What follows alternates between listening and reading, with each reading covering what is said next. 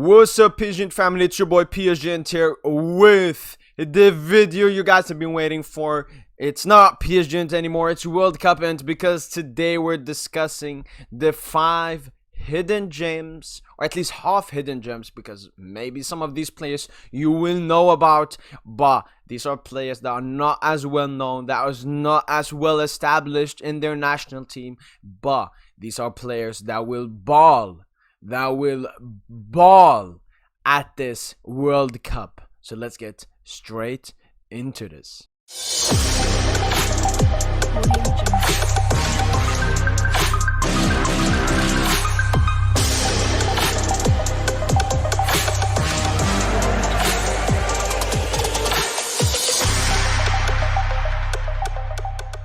First of all, we have Enzo Fernandez at SL Benfica.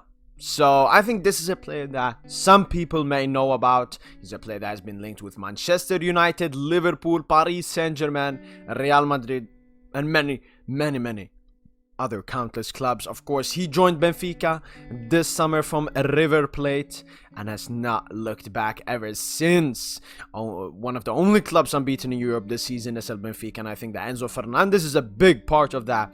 And the thing is, he's not a starter for the Argentinian national team, but with the important injury to Giovanni Lo Celso, it's between him and McAllister. McAllister, of course, played the friendly yesterday, but I believe this place is for Enzo Fernandez because he's a much better player. He's not, as I said, just established in the Argentina national team, and he can play as a CDM, as a central midfielder, and a cam. Of course, cam, that's Messi's role, but it just shows the versatility in Enzo Fernandez, and this is the main reason I think that Enzo Fernandez will get plenty of minutes at this World Cup, not just because of his quality, but also because of his versatility. And if we look at them stats, just complete in every category you have to be as a midfielder. He can tackle well, he can progress the ball well. Just an amazing, exceptional player. And if you already don't know about Enzo Fernandez, now you do, because he's a straight baller for Benfica and will ball at this World Cup. Next up, we have Yusuf Stonisich, Bayern München, a right back from Croatia. Of course, born in Munich, but choosing to play for Croatia. And he will have a very good World Cup, I believe. He's a starting right back for Croatia, but same thing as Enzo Fernandez, very versatile, can play along that entire back line, which will give him a lot of minutes in this World Cup. And I mean, Croatia, they reached the last World Cup final. I'm not predicting them or expecting them to reach the World Cup final again, but they will make a long run, especially with the experience they have now for that Champions League, the World Cup final. And I believe that Yusuf Stonisich will be a very good player. And as we all know, players after the World Cup, they got a lot of hype and big moves. But Yusuf Stonisich has already got that big move to Bayern München. I believe he comes straight from the academy. So he's a player to look out for. Next up, we have Mohammed Qodos in the Ghanaian national team. Of course, Ghana shocked everyone when they beat Nigeria to the World Cup. Mohammed Qodos, a big role for making that a reality. And Mohammed Qodos will definitely have a banging World Cup if Ghana are wanting to progress from a very hard group with South Korea, Portugal, and Uruguay.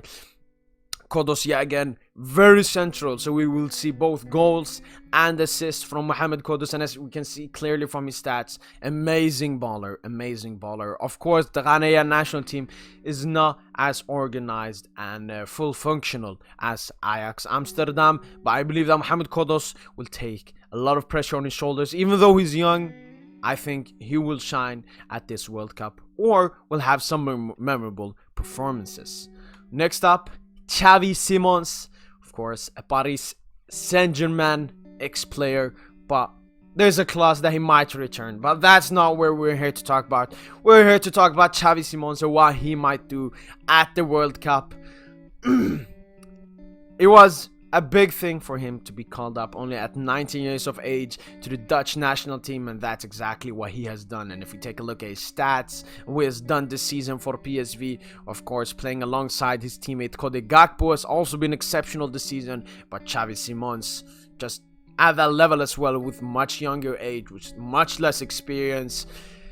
And I think that if Van Gaal uses Xavi Simons similarly to how he used Memphis Depay in the 2014 World Cup, we can see an amazing player at this World Cup, and that is Xavi Simons. Next up and lastly, we have the Danish center attacking midfielder. It's Andreas of Olsen. Of course, the stats I put up from the same site, not as good as the other stats, but I don't know, maybe there's a problem with that side, but he has been amazing for Club Brugge ever since signing for them in January this year. Can play on both wings, has been exceptional even for the Denmark national team. He's always a starter and he always performs, getting goals and assists. And we saw Mele, the right back from Denmark, getting a lot of shots after his exceptional Euros, and I think this time it's time for Andreas Krov Olsen to have a banging World Cup for the Denmarkian national team. But that was it for the 5 hidden gems from this World Cup that everyone should be looking out for. Let me know in the comments down below if there is some other hidden gem that we should be looking out for. But that was it. Make sure to subscribe for more daily World Cup content. Of course, I will be watchalonging a lot of World Cup games during the World Cup. So make sure to say subscribe, put on notification, and as usual, allez, bye.